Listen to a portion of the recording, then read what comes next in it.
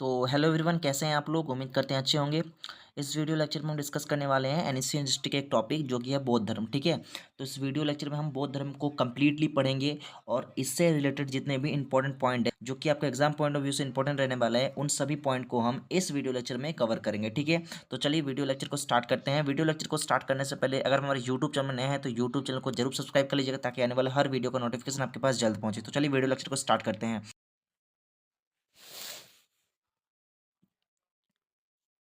तो चलिए स्टार्ट करते हैं। तो चलिए देखिए, तो सबसे पहले हम बात करते हैं। देखिए, बौद्ध धर्म के संस्थापक कौन थे। तो बौद्ध धर्म के संस्थापक, ठीक है, बौद्ध धर्म के संस्थापक कौन थे। तो गौतम बुद्ध। कौन थे?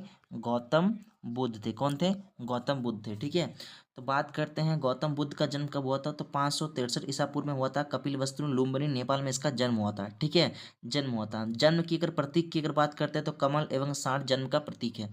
ठीक है, बात करते हैं बचपन का नाम क्या था। बचपन का नाम सिद्धार्थ था। इसका जन्म वैशाख पूर्णिमा के दिन हुआ था और इसी वैशाख पूर्णिमा को हम बौद्ध जयंती के नाम से जानते हैं। ठीक है, क्षत्रिय वंश थे और इसे क्षत्रिय वंश थे और इसका प्रमाण हमको कहाँ से मिलता है। अशोक के शिलालेखों से मिलता है कि बौद्ध जो थे, गौतम बुद्ध जो थे, वो क्षत्रिय वंश थे। ठीक है, महात्मा बुद्ध की माता का नाम क्या था। महामाया। और पत्नी का नाम यशोधरा। पुत्र का नाम क्या था। राहुल। पिता का नाम शुद्धोदन था और सौतेली माँ का नाम प्रजापति गौतमी थी। ठीक है, बात करते हैं। देखिए, तो माता का नाम था महामाया था। ठीक है, लेकिन गौतम बुद्ध के 7 दिन जन्म के 7 दिन बाद ही महामाया की मृत्यु हो जाती है। और उसके बाद महात्मा बुद्ध का जो लालन पोषण कौन करता है। तो उसकी सौतेली माँ प्रजापति गौतमी करता है। कौन करती है? प्रजापति गौतमी करती है। और बात करते हैं, और इस गौतमी नाम से ही इसका जो नाम पड़ा, गौतम बुद्ध पड़ा। ठीक है, गौतम बुद्ध पड़ा। ठीक है, गौतम बुद्ध पड़ा। और जो सौतेली माँ है प्रजापति गौतमी, ठीक है, ये पहली महिला भिक्षुणी थी। ये पहली महिला भिक्षुणी थी। अगर आपको एग्जाम में पूछे कि पहली बौद्ध धर्म में पहली महिला भिक्षुणी कौन थी, तो वो प्रजापति गौतमी थी। ठीक है, प्रजापति गौतमी थी। ठीक है, चलिए आगे हम बात करते हैं। देखिए, अब हम बात करते हैं महाभिनिशीक्रमण के बारे में। तो महाभिनिशीक्रमण ये क्या है। तो देखिए, 29 वर्ष की आयु में महात्मा बुद्ध ने क्या किया। गृह त्याग किया। ठीक है, इन्होंने किन चीज को देखकर गृह त्याग किया। इन्होंने 4 दृश्यों को देखकर गृह त्याग किया। सबसे पहले वृद्ध व्यक्ति को देखकर, एक रोगी को देखकर, एक मृतक को देखकर और एक सन्यासी को देखकर। ठीक है, इन 4 चीजों को देखकर इन्होंने गृह त्याग किया। ठीक है, और इस गृह त्याग को ही महाभिनिशीक्रमण कहा जाता है। महाभिनिशीक्रमण कहा जाता है। ठीक है, अगर बात करते हैं गृह त्याग का प्रतीक क्या था। तो गृह त्याग का प्रतीक क्या था। घोड़ा था। क्या था? घोड़ा था। ठीक है, महात्मा बुद्ध के घोड़े का नाम क्या था। कंथक था। और सारथी का नाम क्या था। चन्ना था। ये पॉइंट सब आप याद रखिएगा। ठीक है, तो महात्मा बुद्ध ने 4 दृश्यों को देखकर गृह त्याग किया था। और गृह त्याग को क्या कहा जाता है। महाभिनिशीक्रमण कहा जाता है। इन्होंने 29 वर्ष की अवस्था में गृह त्याग किया। ठीक है, और 4 चीजों को देखा। एक वृद्ध व्यक्ति को, एक रोगी को, एक मृतक को, एक सन्यासी को देखा। ठीक है, इन चारों दृश्यों को देखकर इन्होंने गृह त्याग किया। ठीक है, चलिए अगर बात करते हैं, आगे हम बात करते हैं ज्ञान प्राप्ति के बारे में। जब 29 वर्ष की अवस्था में इन्होंने गृह त्याग किया, ठीक, उसके बाद आता है ज्ञान प्राप्ति। ठीक है, तो बौद्ध के जो प्रथम गुरु थे वो कौन थे। आलार कलाम था। कौन था? आलार कलाम था। ठीक है, और उसके दूसरे गुरु कौन थे। रुद्रक रामापुत्र इसके दूसरे गुरु। ठीक है, पॉइंट ये आता है। ठीक है, तो आपसे पूछा जाएगा कि बौद्ध के प्रथम गुरु का नाम क्या था। तो आलार कलाम था। ठीक है, और दूसरे गुरु कौन था। रुद्रक रामापुत्र था। ठीक है, इन्होंने 6 वर्ष की तपस्या के बाद, 6 वर्ष की तपस्या के बाद जब इसका 35 एज हो रहा था, यानी कि 35 वर्ष जब इसका आयु हो रहा था, तब इसे बोध गया में फाल्गु नदी के तट पर पीपल वृक्ष के नीचे ज्ञान की प्राप्ति हुई। ठीक है, फाल्गु नदी का दूसरा नाम निरंजना भी कह सकते हैं आप। निरंजना नदी। ठीक है, निरंजना नदी भी कह सकते हैं। ठीक है, तो 6 वर्ष के कठिन तपस्या के बाद फाल्गु नदी के तट पर पीपल वृक्ष के नीचे इसे ज्ञान की प्राप्ति हुई। और कहाँ पे। बोध गया में, जो कि अभी कहाँ पे है। बिहार में। ठीक है, जो कि बिहार में। ठीक है, जो कि बिहार में है। बात करते हैं प्रतीक की। अगर बात करते हैं प्रतीक पीपल वृक्ष। ठीक है, ज्ञान की प्राप्ति का प्रतीक क्या था। तो पीपल के वृक्ष, पीपल का वृक्ष। चलिए आगे हम बात करते हैं उपदेश के बारे में। उपदेश की अगर बात करते हैं दोस्तों, इन्होंने अपना पहला उपदेश जो दिया था उत्तर प्रदेश के वाराणसी शहर के पास जो एक सारनाथ गांव है, वहां पर इन्होंने अपना पहला उपदेश दिया था। इसी घटना को क्या कहा जाता है। धर्म चक्र प्रवर्तन कहा जाता है। ठीक है, धर्म चक्र प्रवचन कहाँ जाता है, ठीक है। तो गौतम बुद्ध ने अपना पहला उपदेश कहाँ पर दिया था, तो यूपी के वाराणसी शहर के पास जो एक सारनाथ गांव है, ठीक है, वहां पर इन्होंने अपना पहला उपदेश दिया था, ठीक है। इन्होंने सबसे ज्यादा उपदेश, ठीक है, इन्होंने सबसे ज्यादा उपदेश कौशल राज्य की राजधानी श्रावस्ती में दिया था। कहाँ पे दिया था, श्रावस्ती में दिया था, पॉइंट याद रखिएगा, ठीक है। तो इससे ये भी पूछा जाता है कि गौतम बुद्ध ने सबसे ज्यादा उपदेश कहाँ पे दिया था, तो वो श्रावस्ती में दिया था। कहाँ पे दिया था, श्रावस्ती पे दिया था, ठीक है। बात करते हैं, इन्होंने अंतिम उपदेश कुशीनगर में दिया था। अंतिम उपदेश कहाँ पर दिया था, कुशीनगर में दिया था, ठीक है। चलिए आगे हम बात करते हैं महापरिनिर्वाण के बारे में। महापरिनिर्वाण के बारे में यानी कि इसका मतलब होता है मृत्यु, ठीक है, इसका मतलब होता है मृत्यु। तो इनकी मृत्यु 80 वर्ष की आयु में 483 ईसा पूर्व में कुशीनगर में हो जाता है, ठीक है। कहाँ पे, कुशीनगर में हो जाता है, ठीक है। तो इससे और इस मृत्यु को घटना को क्या कहा जाता है, महापरिनिर्वाण कहा जाता है। चलिए आगे हम बात करते हैं बौद्ध धर्म के सिद्धांत के बारे में, ठीक है। महात्मा बुद्ध ने क्या क्या सिद्धांत दिए थे, तो महात्मा बुद्ध ने अष्टांगिक मार्ग अपनाया था, ठीक है, अष्टांगिक मार्ग, ठीक है। इसका मतलब क्या होता है, बुद्ध ने दुख की निवृत्ति के लिए ये मार्ग अपनाया था, ठीक है। तो इन्होंने अष्टांगिक मार्ग अपनाया था, और ये जो अष्टांगिक मार्ग है ये ऐसे हैं, ठीक है। सम्यक दृष्टि, सम्यक संकल्प, सम्यक वाक, सम्यक आजीव, सम्यक स्मृति, सम्यक कर्मांत और सम्यक समाधि, सम्यक व्यायाम, ये 8 अष्टांगिक मार्ग है, ठीक है, ठीक है।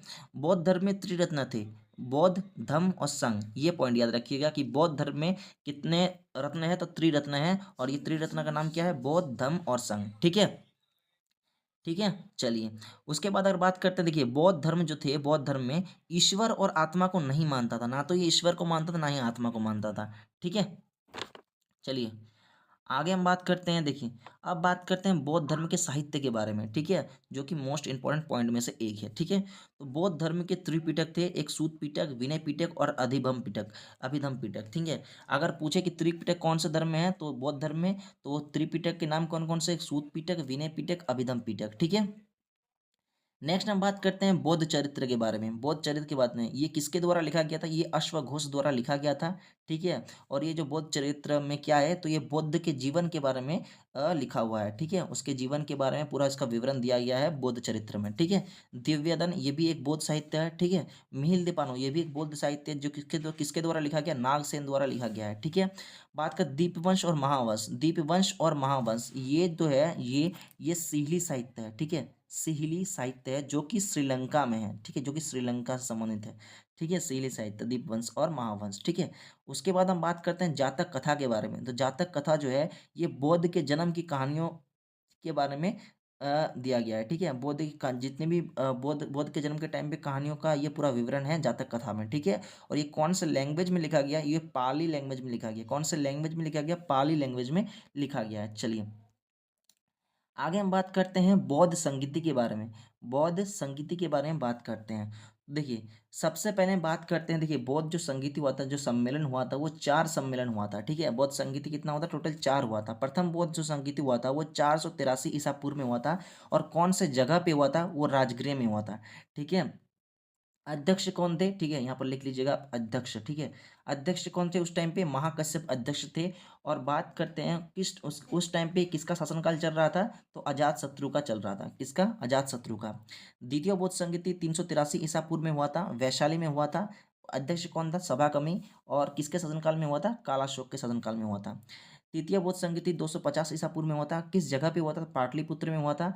और अध्यक्ष कौन था, मोगलीपुत्र तिस्य था, ठीक है। और किसके शासनकाल में हुआ था, तृतीय बौद्ध संगीति अशोक के शासनकाल में हुआ था। चतुर्थ बौद्ध संगीति की अगर बात करते हैं, तो ईस्वी की प्रथम शताब्दी में हुआ था। कौन से जगह पे हुआ था, तो कुंडलवन, जो कि वर्तमान में अभी कश्मीर में है, जो कि वर्तमान में भी कश्मीर में है। और अध्यक्ष कौन था, वसुमित्र अश्वघोष था, वसुमित्र अश्वघोष था। बात करते हैं उस टाइम पे शासनकाल किसका था, कनिष्क का शासनकाल था, ठीक है, कनिष्क का शासनकाल था, ठीक है। देखिए प्रथम बौद्ध संगीति में, ठीक है, प्रथम बौद्ध संगीति में तुम आपका क्या हुआ था, इस टाइम पे 3 पिटकों में संकलित किया गया था। बौद्ध की जितने भी बौद्ध की शिक्षाओं का 3 पिटकों में संकलित किया गया था, संकलित किया गया था, ठीक है। बात करें द्वितीय बौद्ध संगीत में क्या होता है, द्वितीय बौद्ध संगीत क्या होता है, ये आपका हुआ था स्थविरवादियों और महासंघिकों में विभाजन हुआ था, ठीक है, द्वितीय बौद्ध संगीत में, ठीक है। तृतीय बौद्ध संगीत में क्या हुआ था, इसमें बौद्ध मिशनरियों को अन्य देशों में भेजा गया। जितने भी बौद्ध मिशनरी थी, ठीक है, जितने भी बौद्ध मिशनरी को अन्य देशों में भेजा गया था, अन्य देशों में भेजा गया था।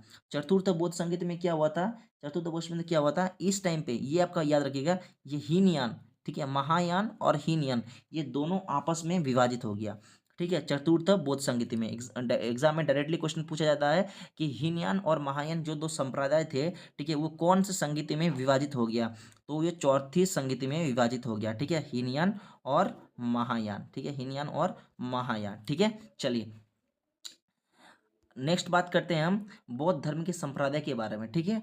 तो देखिए बौद्ध धर्म के कितने संप्रदाय थे, टोटल 4, ठीक है। सबसे पहले बात करते हैं महायान के बारे में। महायान संप्रदाय, ये महायान एक संस्कृत शब्द है जिसका अर्थ क्या होता है, महान वाहन, ठीक है, महान वाहन।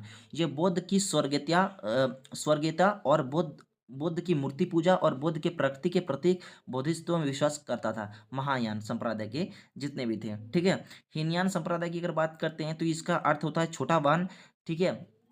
ये बुद्ध की मूल शिक्षा पर विश्वास, मूर्ति पूजा पर विश्वास नहीं करता था। ये सिर्फ और सिर्फ बुद्ध की मूल शिक्षा पर विश्वास रखता था और मूर्ति पूजा पर विश्वास नहीं रखता था, ठीक है। बात करते हैं थेरवाद। थेरवाद संप्रदाय की अगर बात करते हैं, ये बौद्ध धर्म की सबसे प्राचीन शाखा है। ये पॉइंट आप याद रखिएगा, इंपॉर्टेंट पॉइंट है, बौद्ध धर्म की सबसे प्राचीन शाखा है, ठीक है। इसका जो विकास हुआ है वो श्रीलंका में हुआ है, ठीक है, थेरवाद संप्रदाय का, ठीक है। नेक्स्ट हम बात करते हैं वज्रयान के बारे में। तो वज्रयान का अर्थ क्या होता है, इसका अर्थ होता है वज्र का वाहन, ठीक है। ये जो होता है, ये इस वज्रयान संप्रदाय को तांत्रिक बौद्ध धर्म भी कहा जाता है, तांत्रिक बौद्ध धर्म भी कहा जाता है, ठीक है। तो बौद्ध धर्म के टोटल 4 संप्रदाय है, ठीक है, ये आपका 4 रहा, ठीक है। तो आई होप ये वीडियो आपको अच्छा लगा होगा। वीडियो अगर अच्छा लगा तो वीडियो को लाइक कीजिए, शेयर कीजिए। तब तक के लिए बाय बाय, टाटा, मिलता है नेक्स्ट वीडियो में। और चैनल को सब्सक्राइब कीजिए, शेयर कीजिए और वीडियो को लाइक कीजिए। चलिए।